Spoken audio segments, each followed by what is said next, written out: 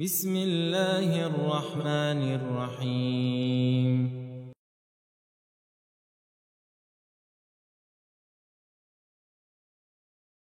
بسم الله، الحمد لله، الصلاة والسلام على رسول الله، أما بعد. قال المصنف حفظه الله تعالى: الحديث الثاني: إنما الدنيا لأربعة. مصنف حفظه الله dediler: ikkinchi hadis: dunyo 4 kishi uchundir. عن سعيد الطائي أبي البختري أنه قال: حدثني أبو كبشة الأنماري أنه سمع رسول الله صلى الله عليه وسلم يقول: ثلاث أقسم عليهن وأحدثكم حديثا فاحفظوه. قال: ما نقص مال عبد من صدقة، ولا ظلم عبد مظلمة صبر عليها إلا زاده الله عزا، ولا فتح عبد باب مسألة إلا فتح الله عليه باب فقر أو كلمة نحوها. وأحدثكم حديثا فاحفظوه. فقال: إنما الدنيا لأربعة نفر: عبد رزقه الله مالا وعلما فهو يتقي ربه فيه ويصل به رحمه ويعلم لله فيه حقا، فهذا بأفضل المنازل. وعبد رزقه الله علما ولم يرزقه مالا فهو صادق النية يقول: لو أن لي مالا لعملت فيه بعمل فلان، فهو بنيته فأجرهما سواء. وعبد رزقه الله مالا ولم يرزقه علما يخبط في ماله بغير علم ولا يتقي فيه ربه ولا يصل فيه رحمه ولا يعلم لله فيه حقا، فهو بأخبث المنازل. وعبد لم يرزقه الله مالا ولا علما فهو يقول: لو أن لي مالا لعملت فيه بعمل فلان، فهو بنيته فوزرهما سواء. والحديث أخرجه الإمام الترمذي والإمام أحمد. سعيد الطائي أبي البختري دن رواية قلنا لدى منجا أبو كبشة so'zlab berdilar. U Rasululloh sallallohu alayhi vasallamdan eshitgan ekan: 3 narsaga qasam ichaman va sizlarga bir hadisni aytib beraman, uni yodlab olinglar. Aytadilarki, bandaning moli sadaqa tufayli kamaymaydi. Banda biror zulmga yo'liqadigan bo'lsa va sabr qilsa, Alloh taolo uni azizligini ziyoda qiladi. Banda o'zining oldida so'rov eshigini ochadigan bo'lsa, tilamchilik eshigini ochadigan bo'lsa, Alloh taolo albatta unga kambag'allik, faqirlik eshigini ochib qo'yadi. Yoki shunga o'xshash so'zni aytdilar. Men sizlarga bir hadisni aytib beraman, buni yodlab olinglar. Aytdilarki, dunyo 4 kishi uchundir. Bir kishiki Alloh taolo unga mol bergan va ilm bergan. U bu molda Robbisidan taqvo qiladi va bu mol bilan qarindoshlariga bordi keldi qiladi va bu molda Alloh uchun haqni biladi. Bu eng afzal manzilatdadir.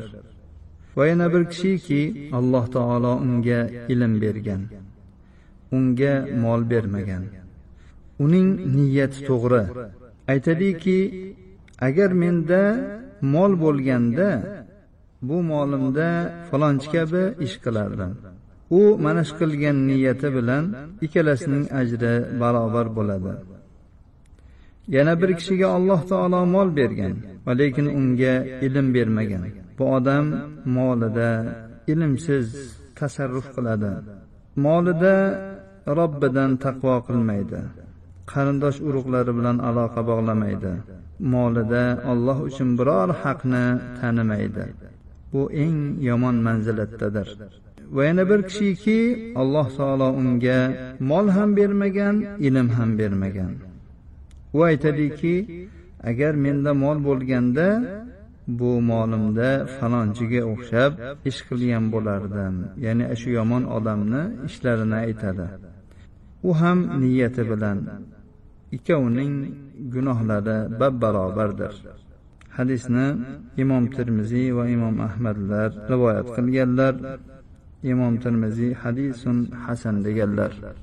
Alloh subhanahu va taolo dunyoni va uning ziynatlarini odamlar foydalanishlari uchun va yerni obod qilishlari uchun yerning ostidagi yashirin boyliklarni kashf qilib va bu yer yuzida hayotni o'tashliklari uchun yaratib qo'ydi. Va insonning mana shu yerdagi xilofati ro'yobga oshishi uchun yerni yaratib qo'ydi. Ularning bu dunyodagi tutgan yo'llari oxiratga hozirlik ko'rish bo'lish kerak va ular shu dunyo matolari bilan aldanib qolib, mashg'ul bo'lib qolib, haqiqiy maqsadlaridan burilib ketmasliklari kerak va dunyoning lazzatlariga sho'ng'ib ham ketmasliklari kerak. Nabiy sallallohu alayhi va sallam o'z ashablariga bu dunyo hayotidagi mu'tadil yo'lni ko'rsatib berardilar. Gohida bir usulni qo'llasalar, gohida boshqa usulni qo'llardilar. Gohida ularga bu dunyoni juda ham arzimas ekanligini bayon qilib berardilar. An Mis'ar ibn Sa'd qala Rasululloh sallallohu alayhi va sallam: "Law kanat ad-dunya ta'dilu 'inda Allohi janaha ba'udatin ma saqa kafiran minha sharbata ma." Mis'ar ibn Sa'ddan rivoyat qilinadi. Rasululloh sallallohu alayhi va sallam dedilar: "Agar dunyo Alloh taoloning oldida iskab toparning qanotichalik qadriga ega bo'lganda, bu dunyodan kofirga bir xo'plam suv ichirmagan bo'lardi. Chunki kofir Alloh taoloning dushmani. Dushmanga esa odam o'zining oldidagi qadrli narsasidan biror narsani bermaydi. Dunyo va uning lazzatli hayoti va uning odamni mast qiluvchi ziynatlari mo'min kishini ham gohida aldab qo'yadi. Gohida uni ham yo'ldan urishga harakat qiladi. U ham bu dunyoning orqasidan xuddi dunyo ahllari kabi yugurishga tushib qoladi. Rasululloh sallallohu alayhi va sallam ashablariga bu dunyoning qadrini bildirish uchun ko'z bilan ko'riladigan va quloq bilan eshitiladigan ta'lim tarbiya vositalaridan ham foydalanar edilar. Toki tarbiya va va'z o'z o'rniga yetib borsin. Fanqays ibn Abi Hazim an al-Mustawrid ibn Shaddad قال: كنت مع الركب الذين وقفوا مع رسول الله صلى الله عليه وسلم على السخلة الميتة، فقال رسول الله صلى الله عليه وسلم: أترون هذه هانت على أهلها حين ألقوها؟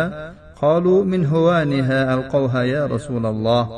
قال: الدنيا أهون على الله من هذه على أهلها. Qays ibn Abi Hazim Mustawrid ibn Shaddoddan rivoyat qiladi, dediki, men bir jamoa bilan Rasululloh sallallohu alayhi va sallam bilan birga ketayotgandik. Shunda Rasululloh sallallohu alayhi va sallam bir harom o'lgan qo'zichoqning oldidan o'tib qoldilar va to'xtadilar. Aytdilarki, sizlar nima deb o'ylaysizlar? Mana shu qo'zini tashlagan paytlarida bu qo'zi o'z ahli uchun qanchalik qimmatga, qanchalik qadrga ega edi? Ular: "Ey Rasululloh, buning qadri bo'lmaganligidan tashlab yuborishganda" dedilar. Shunda Rasululloh sallallohu alayhi va sallam aytdilarki, dunyo Alloh taoloning oldida mana shu o'limtik qo'zichoq o'z egalariga arzimas bo'lganidan ko'ra arzimasroqdir. Bu Rasululloh sallallohu alayhi va sallam tomonidan tutilgan ajoyib bir yo'l va uslubki, u zot ashoblarini mana shu yerga, ya'ni bir chekkaga tashlab yuborilgan o'limtik, ya'ni harom o'lib qolgan qo'zichoqning oldida to'xtatdilar va ularning e'tiborlarini mana shu badbo'y bo'lib hidlanib yotgan badbo'y bir manzaraga jalb qildilar. Bu bilan u zot ularning his tuyg'ularini qo'zg'atmoqchi edilar. Aytdilarki, nima deysan, mana shuni tashiganda shuni bir qadri bormi egasiga? Ular yo'q deyishdi. Rasululloh sallallohu alayhi vasallam mana shu holatdan chiroyli foydalandilar-da va ularga bir tarbiyaviy luqma berdilar. Aytdilarki, dunyo Alloh taologa mana shu qo'zichoq o'z ahliga e'tiborsiz, qadrsiz bo'lganidek Alloh taologa bundan ko'ra ham qadrsizroqdir. Mana shu payg'ambarona uslub bilan inson hayoti muvozanatlashadi va uning nazarida dunyo o'ta qadrsiz bo'lishi bilan birga oxiratga bir yo'l, ko'prik misolida, ya'ni o'ziga yarasha o'rinli ham bo'ladi.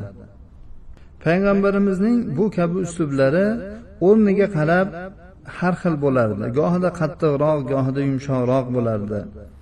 Abu Hurayra radhiyallohu anhu da rivoyat qilinadi. Aytadilarki, men Rasululloh sallallohu alayhi vasallamdan eshitdim.